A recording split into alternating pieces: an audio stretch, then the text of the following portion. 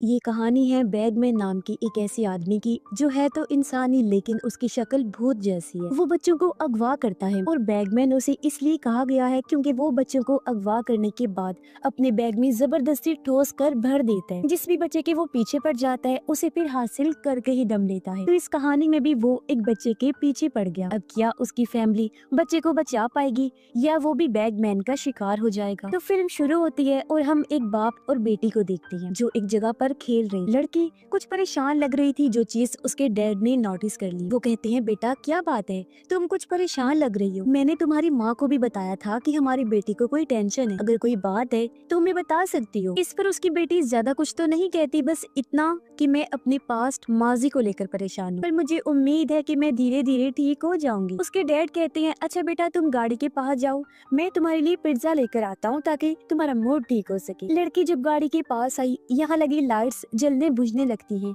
जिसके बाद एकदम से सारी लाइट्स बंद हो जाती हैं। लड़की काफी डर गई और क्योंकि काफी देर हो गई थी, उसके डैड वापस नहीं आए थे, इसलिए वो खुद ही उनके पास जाने का फैसला करती है। वो उसी होटल पहुंच जाती है जहाँ से उसके डैड पिज्जा लेने आए थे। होटल पूरी तरह खाली था और जब वो आगे जाती है डैड को देखने तो वो जमीन पर पड़े हुए थे। उनकी हालत काफी खराब थी, जख्मी थे और उठ भी नहीं पा रही थी। ऐसा लग रहा था जैसे वो पैरालाइज हो गई हैं, यानी उनके हाथ पांव काम नहीं कर रहे थे। वो अपने डैड की ऐसी हालत देखकर काफी घबरा जाती है, पर इससे पहले कुछ समझ पाती, यहाँ बैगमैन आ जाता है जो लड़की को पकड़कर जबरदस्ती उसे बैग में ठोस कर भरने लगता है। फिर उसने जैसे जिप बंद की, लड़की की वही मौत हो जाती है। अब इस हादसे को 4 साल बीतते, जिसके बाद हम एक फैमिली को देखते हैं जिनमें हस्बैंड का नाम पैट्रिक था, जिसके साथ उसकी वाइफ और उनका छोटा सा बेटा रहता था। ये फैमिली काफी खुशी से अपनी जिंदगी गुजार रही थी। अब आज इनके घर पैट्रिक का भाई और उसकी वाइफ की बहन इनसे मिलने आते हैं, जो पहले भी आते रहते हैं। अब पैट्रिक और उसका भाई लकड़ी का बिजनेस किया करते। पैट्रिक अपने भाई को बताता है कि मैंने एक मशीन बनाई है जो पेड़ों की कटाई बहुत अच्छी और कम टाइम में कर सकती है। इस मशीन के इस्तेमाल से हमारी बहुत सारी मेहनत और पैसे बच जाएंगे। जब उसके भाई ने मशीन का काम देखा तो वो भी कहता है कि हाँ भाई, बहुत खूब, आपका ये प्रोजेक्ट सभी लोगों को बहुत पसंद आएगा। अब यहाँ पैट्रिक की वाइफ, जिसका नाम करीना था, वो भी अपनी बहन से बातें करती है और फिर जैसे ही रात हुई वो लोग वहाँ से चले जाते हैं। पैट्रिक जब डस्टबिन में कचरा डाल रहा था तो घर की लाइट्स जलने बुझने लगती हैं और जंगल वाली साइड से उसे आवाजें भी सुनाई दे रही थी। पैट्रिक को लगता है कि जरूर जंगल में कोई आया है, इसीलिए वो जाकर चेक करता है, पर वहाँ उसे कोई भी नजर नहीं आता, जिस वजह से वो घबरा सा जाता है। सुबह होते ही पैट्रिक अपनी कंपनी में चला गया जहाँ उसका भाई भी था और ये दोनों भाई वर्कर से काम करवा रहे होते हैं। ये कंपनी इनके डैड ने खड़ी की थी, जिसके मालिक अब ये दोनों भाई थे, क्योंकि इनके डैड की तो मौत हो गई। पैट्रिक का भाई कहता है, जब से डैड की मौत हुई थी तभी से मुझे बुरे बुरे सपने आया करते थे, पर जैसे तैसे मैंने खुद को संभाल ही लिया। अब पैट्रिक चाकू से तराश कर लकड़ी का उल्लू बना रहा था। उसने और भी कई सारे लकड़ी के जानवर बनाए थे जो उसे उसके डैड ने सिखाए थे। अब पैट्रिक का भाई तो वहाँ से चला गया, लेकिन पैट्रिक अपने बचपन के बारे में सोचने लगता है कि एक दिन बचपन में वो अपने भाई के साथ एक केव यानी गार के पास गया था। एक टाइम था जब इस केव के अंदर खुदाई का काम हुआ करता था, पर कुछ टाइम से केव के अंदर काम रुक गया और तब से यहाँ कोई आता जाता नहीं था। अब छोटा पैट्रिक जब उस केव के पास खड़ा था तो केव से एक आदमी बाहर आने लगा, जिसके हाथ में कैंची थी और वो चुपके से उसके बाल काट लेता है। ये देखकर पैट्रिक काफी डर गया और नीचे गिर जाता है, पर तब तक आदमी दोबारा से केव के अंदर चला गया, जबकि पैट्रिक भी फिर वहाँ से भाग जाता है। अब प्रेजेंट टाइम यानी मौजूदा वक्त में हम करीना को देखते हैं जो घर में अपने बच्चे के साथ खेल रही। पर जब करीना अपने लैपटॉप पर काम करने लग गई तो उसका अपने बच्चे पर से ध्यान हट गया और उसका बच्चा खेलता हुआ जंगल में चला जाता है। वो असल में एक डॉल का पीछा करते हुए आगे बढ़ता जा रहा था। कुछ टाइम बाद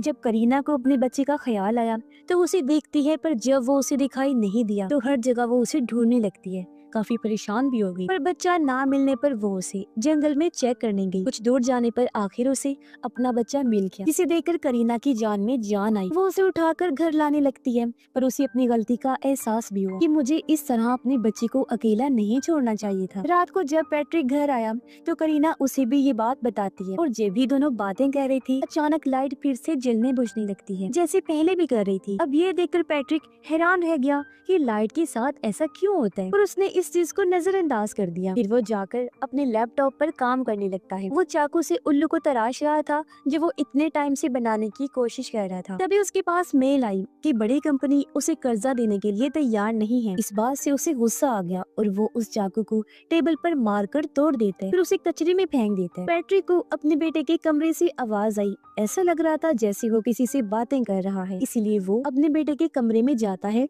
और उससे पूछता है कि तुम किससे बातें कर रहे थे। बच्चा बताता है कि यहाँ पर एक डॉल थी, उस गुड़िया से ही मैं बातें कर रहा था। पर पैट्रिक को तो यहाँ कोई डॉल दिखाई नहीं देती, मगर इस बात को नजरअंदाज करके वो अपने बच्चे को सुला देते हैं। और जब वो वापस आ रहा था तो लाइट्स एक बार फिर जलने बुझने लगती हैं। इस चीज से पैट्रिक परेशान हो गया था। वो अपने कमरे में आकर खिड़की से जंगल की तरफ देखने लगता है। उसे महसूस होता है कि जंगल में कोई इंसान है, इसलिए वो अपना बेसबॉल बैट लेकर घर के बाहर आया और जंगल की तरफ देखकर कहता है कि तुम जो कोई भी हो, मजाक करना बंद करो, समझ आई, और सीधी तरह सामने आओ, फिर तो मैं तुम्हें देख ही लूंगा। इतना बोलकर वो इंतजार करने लगा पर जंगल में से कोई भी नहीं आता। तभी करीना भी अपने बच्चे को लेकर बाहर आ गई। पैट्रिक उसे कहता है कि तुम घर के अंदर जाओ जल्दी से, क्योंकि हमारी कोई जासूसी कर रहा है। अब रात तो जैसे तैसे ये गुजार लेते हैं, पर अगली सुबह इन्होंने पुलिस को बुला लिया। ये सारी बात बताते हैं और पुलिस इनके घर, जंगल, हर जगह की छानबीन करती है, पर उन्हें कुछ भी अजीब नहीं मिलता। जब पुलिस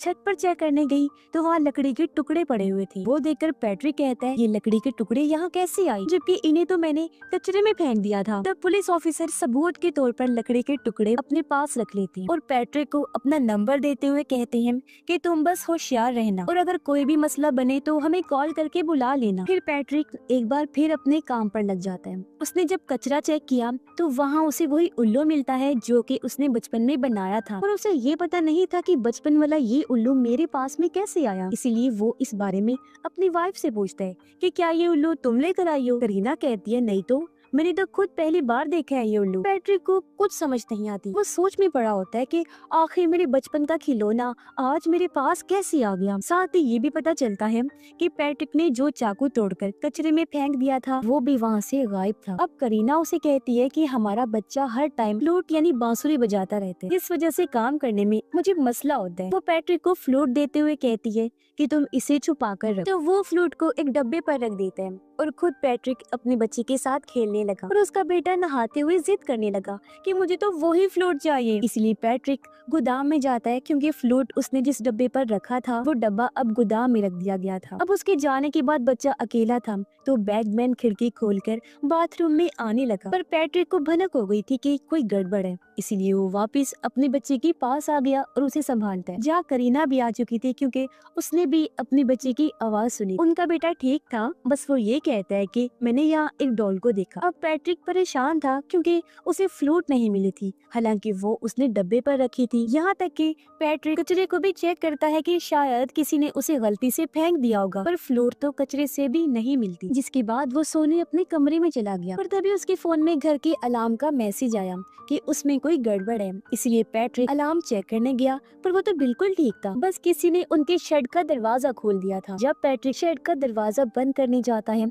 तो वो वहाँ एक डॉल को देखता है जिसने एक कैप भी पहनी हुई थी, और ये कैप बचपन में पैट्रिक भी पहना करता था, यानी कि ये उसकी बचपन की थी। अब ये देखकर तो पैट्रिक और घबरा गया क्योंकि अब तो उसकी बचपन की कैप भी यहाँ आ गई थी। वो जब घर के अंदर वापस आने लगा तो ये देखकर तो वो चौंक जाता है कि घर की सभी खिड़की और दरवाजे बंद है। वो बाहर ही रह गया, अपने ही घर के अंदर नहीं जा पाता। लेकिन जब उसने दरवाजे की खिड़की से झांक कर देखा तो अंदर बैगमैन आ गया था। पैट्रिक काफी घबरा जाता है। वो जल्दी से दरवाजे की खिड़की तोड़कर सबसे पहले दरवाजा खोलता है और जल्दी से अंदर आ जाता है। फौरन से अपनी वाइफ और बेटे के पास जाकर सबसे पहले उनकी जान बचाता है। पर जब उसने घर को चेक किया तो उसे कोई भी नहीं मिलता। लेकिन पैट्रिक काफी डरा होता है। वो अगले दिन पुलिस को बुला लेते हैं। पुलिस ऑफिसर उसे कहता है कि तुम्हें अपने घर के बाहर सीसीटीवी कैमरास लगवा लेने चाहिए। अच्छा ये बताओ, घर से क्या कोई चीज गायब भी हुई है? इस पर पैट्रिक कहता है कि हाँ, मेरे बेटे की फ्लूट जो वो अक्सर बजाया करता था। ऑफिसर उसे शांत करता है कि ये घबराओ नहीं, हम अब से तुम्हारे घर के आस पास ही रहेंगे। लेकिन पैट्रिक फिर भी परेशान होता है। उसे कुछ समझ नहीं आ रही थी कि आखिर हो क्या रहा है, क्यों मेरे लिए दिन ब दिन मसले बढ़ते जा रहे हैं। वो इस बारे में अपने भाई को भी बताते हैं और कहते हैं कि बचपन में जो मैंने उल्लू बनाया था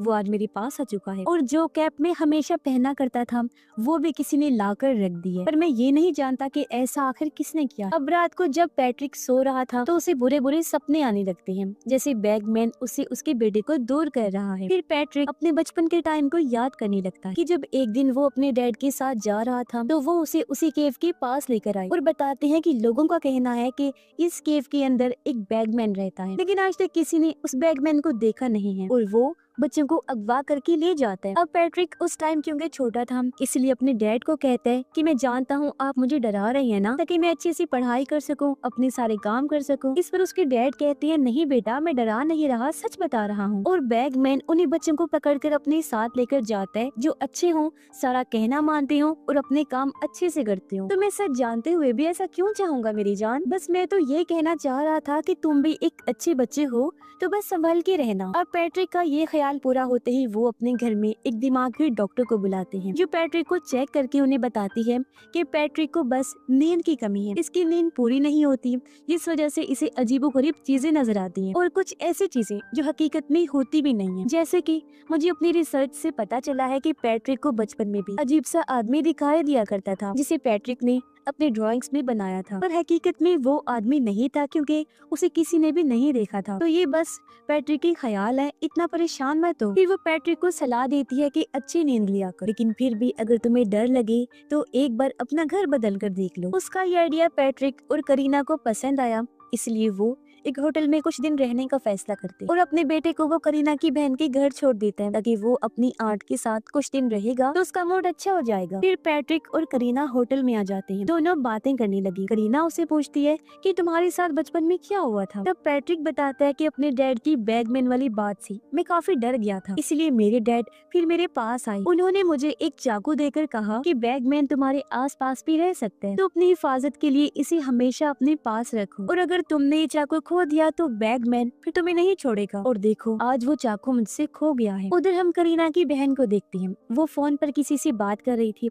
और करीना का बेटा आराम से सो रहा होता है, पर अचानक लाइट जलने बुझने लगी, इससे वो थोड़ा घबरा गई और जाकर बच्चे को चेक करती है जो बिल्कुल ठीक था। पर तभी दरवाजे की बेल बजी और जब उसने जाकर चेक किया तो वो बैगमैन था जो यहाँ भी आ गया था। उसे देखकर करीना की बहन काफी डर गई और जल्दी से जाकर बच्चे को संभालती है। वो मदद बुलाने के लिए किसी को कॉल करने की कोशिश करती है, पर अब तक सारी चीजों ने काम करना बंद कर दिया था, इसीलिए वो हाथ में चाकू लिए करीना के बेटे को लेकर अलमारी में छुप जाती है। पर बैगमैन जो उन्हें देख चुका था यहाँ भी आ जाता है उन्हें पकड़ने के लिए। बैगमैन करीना की बहन को पकड़ लेता है, अपने बचाव में वो भी उस पर हमला करती है और खुशकिस्मती से अपनी और बच्चे की जान बचा लेती है। कुछ देर बाद यहाँ पैट्रिक, करीना और रेस्क्यू टीम भी आ जाती है। करीना की बहन को थोड़ी सी चोट आ गई थी इसलिए उसकी पट्टी कर दी जाती है। फिर पैट्रिक फैसला करता है कि मैं अपनी फैमिली को लेकर अपने भाई के घर रहूंगा, इसलिए वो उन लोगों को लेकर अपने भाई के घर आ जाता है। अब करीना की बहन काफी डरी सहमी थी। करीना उसे संभालती है कि तुम्हें डरने की जरूरत नहीं है क्योंकि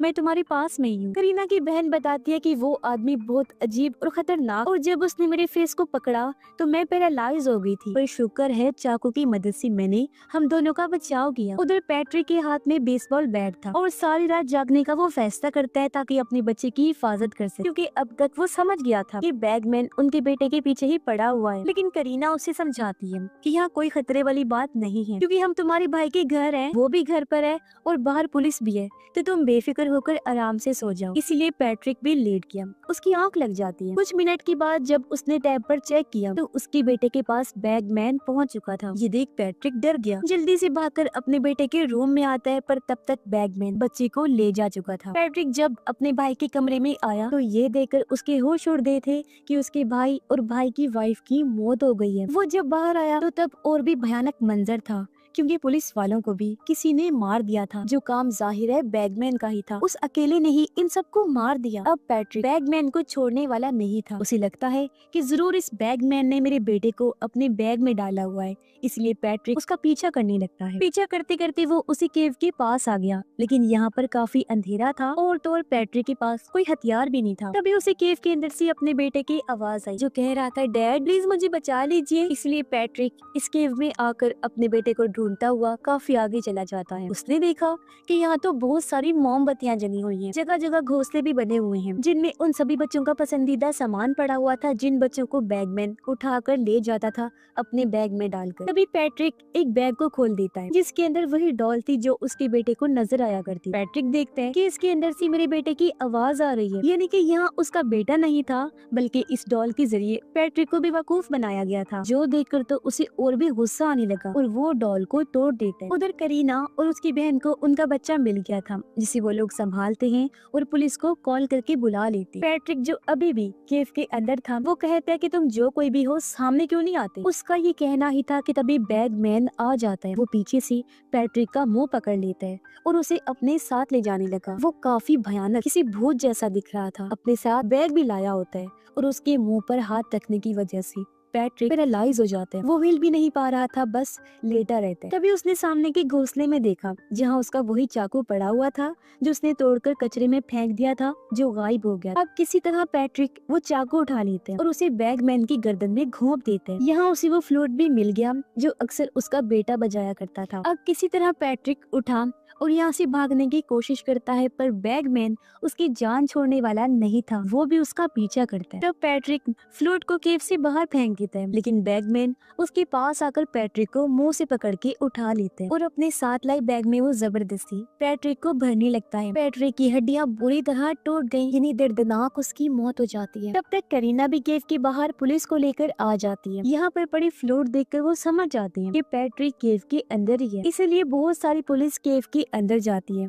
पर अफसोस उन्हें वो नहीं मिलता। तभी हमें पता चलता है कि पैट्रिक को बचपन में उसके डैड ने ये भी कहा था कि बैगमैन सिर्फ खूबसूरत और छोटे बच्चों को ही पसंद करता है अपने साथ ले जाने के लिए। जो बच्चा उसकी नजर में आता है बैगमैन उसके बाल काट लेता है और फिर उस पर नजर बनाए रखता है। अब भले ही वो बच्चे जितने मर्जी बड़े क्यों ना हो जाएं, बैगमैन उनका पीछा करना नहीं छोड़ता। फिर जब उसे मौका मिलता है तो वो बच्चे को अपने बैग में डालकर ले जाता है। इसीलिए तो पैट्रिक के बचपन में बैगमैन ने उसे पसंद किया, उसे नजरों में रखना शुरू कर दिया और उसके बाल भी काट दिए। हालांकि पैट्रिक बड़ा भी हो गया, लेकिन उसने पीछा नहीं छोड़ा और आखिरकार वो उसे ले ही गया। इससे हमें पता चलता है कि इनके घर में बैगमैन पैट्रिक के लिए आया करता था, ना कि उसके बेटे के लिए, और आखिर उसे हमेशा के लिए अपने साथ ले गया। और इसी दुख भरी एंडिंग के साथ ही ये फिल्म इधर ही खत्म हो जाती है।